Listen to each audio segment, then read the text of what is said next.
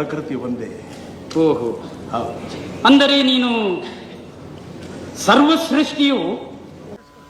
ಇದೇನಪ್ಪ ರಾಜ್ಕುಮಾರ್ ಹರಕತೆ ಮಾಡ್ತಾ ಇದ್ದಾನೆ ಅಂತ ತಿಳ್ಕೊಬೇಡಿ. ತಮಗೆ ನಮಸ್ಕಾರ ಅಂದೆ.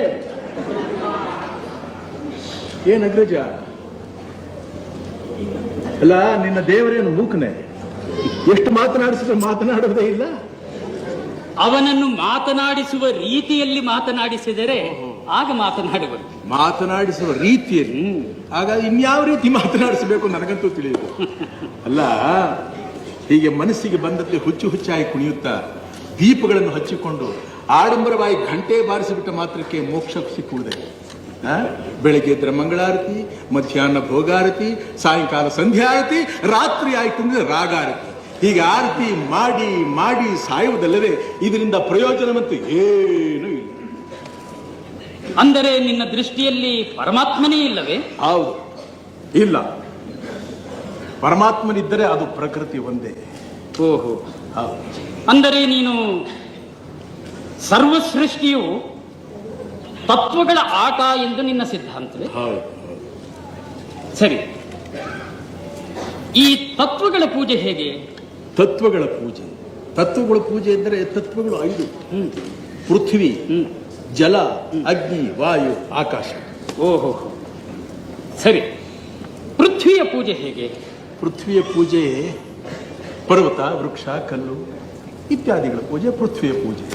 ಜಲತತ್ವದ ಪೂಜೆಯು ಸಮುದ್ರ, ಮೇಘ, ಬಾವಿ, ಗಂಗಾ, ಯಮುನಾ, ಕಾವೇರಿ ಇತ್ಯಾದಿಗಳ ಪೂಜೆ ಜಲತತ್ವದ ಪೂಜೆ. ಅಗ್ನಿ ಪೂಜೆಯು ಅಗ್ನಿಹೋತ್ರ, ಪಂಚಾಗ್ನಿ, ಜ್ವಾಲಾಮುಖಿ, ಸೂರ್ಯ, ಚಂದ್ರಾದಿ ನವಗ್ರಹಗಳ ಪೂಜೆ. ವಾಯುವಿನ ಪೂಜೆ ಹೆಂಗೆ? ಪ್ರಾಣಾಯಾಮ, ಭೂತ ಪ್ರೇತಗಳ ಮುಖೇನ. ಆಕಾಶದ ಪೂಜೆ ಪ್ರಾರ್ಥನೆ ಮಾಡುವುದು, ಶಬ್ದಗಳ ಮುಖೇನ ಸ್ತುತಿ ಮಾಡಿದರೆ ಆಕಾಶದ ಪೂಜೆಯಾಗುವುದು. ಆಹಾ, ಎಷ್ಟು ವಿಚಾರಗಳನ್ನು ತಿಳಿದುಕೊಂಡಿರುವೆ ಸಹೋದರ. ನೀನು ತತ್ವಗಳನ್ನು ಪೂಜಿಸುತ್ತೀಯ, ಹೌದು. ಪಂಚಭೂತಗಳನ್ನು ಪೂಜಿಸುತ್ತೀಯ, ಆದರೆ ವಿಗ್ರಹಾರಾಧನೆ ಕೂಡದು ಎನ್ನುತ್ತೀಯ. ಸತ್ಯ ಅಲ್ಲ? ಹೌದು. ಸಹೋದರ, ಈ ನನ್ನ ಬೆರಳಲ್ಲಿರುವುದೇನು? ಉಂಗುರ. ಉಂಗುರ ಸರಿಯಾಗಿ ನೋಡು. ಅದು ಉಂಗುರವೇ ಅಥವಾ ಚಿನ್ನವೇ? ಚಿನ್ನವೂ ಹೌದು, ಚಿನ್ನವೂ ಹೌದು, ಚಿನ್ನವೂ ಹೌದು, ಉಂಗುರವೂ ಹೌದು, ಉಂಗುರವೂ ಹೌದು. ಹಾಗೆಯೇ ಇದು ಬೊಂಬೆಯೂ ಹೌದು, ಪರಮಾತ್ಮನೂ ಹೌದು. ಆಂಜನೇಯನ ನೋಡ್ಬಿಟ್ಟು ಅವನು ಗುರುತು ಹಿಡಿತಾನೆ. ಅವರುಗಳು ಅವನ ಗುರುತು ಹಿಡಿತಾರೆ. ಏನಂತ ಗುರುತು ಹಿಡಿತಾರೆ? ರಾಮರು ಲಕ್ಷ್ಮಣನ್ ಹೇಳ್ತಾರೆ, ನೋಡು ಅವನ ಕಿವಿನಲ್ಲಿ ಶೋಭಿಸ್ತಾ ಇದೆಯಲ್ಲ, ಕರ್ಣಕುಂಡಲ್ಗಳು ನೋಡ್ತಾ ಹೇಗೆ ಹೊಳಿತಾ ಇರುತ್ತೆ. ಯಾರಿಗೂ ರಾಮನ ವಿನಃ ಇನ್ಯಾರಿಗೂ ಅದು ಕಣ್ಣಿಗೆ ಕಾಣಿಸಲ್ವಂತೆ.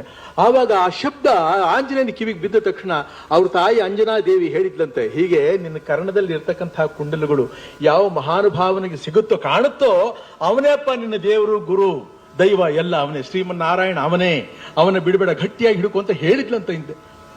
ಅದು ಇವನಿಗೆ ಕಿವಿ ಬೀಳ್ತಾರೆ. ಅವರು ಯಾರು? ಶ್ರೀರಾಮರು ಹೇಳಿದ್ದು. ನೋಡ ಅವನ ಕಿವಿಲಿ ಕರ್ಣಕುಂಡಲ್ಗಳನ್ನ ನೋಡಿದ್ಯಾ ಅಂತಂತ. ಆಗ ರೋಮಾಂಚನವಾಗುತ್ತಾ. ಅದು ಕೇಳ್ಬಿಟ್ಟು ಇಂತಿವರ ನುಡಿ ಅದೂರದಲ್ಲಿ ಕೇಳಿ. ಇದೇನಪ್ಪ ರಾಜ್ಕುಮಾರ್ ಹರಕತೆ ಮಾಡ್ತಾ ಇದ್ದಾನೆ ಅಂತ ತಿಳ್ಕೊಬೇಡಿ. ಇಂತೂ ಇವರ ನುಡಿ ಅದೂರದಲ್ಲಿ ಕೇಳಿ ಸ್ವಾಂತದಲ್ಲಿ ಸಂತಸವ ತಾಳ್ದೆ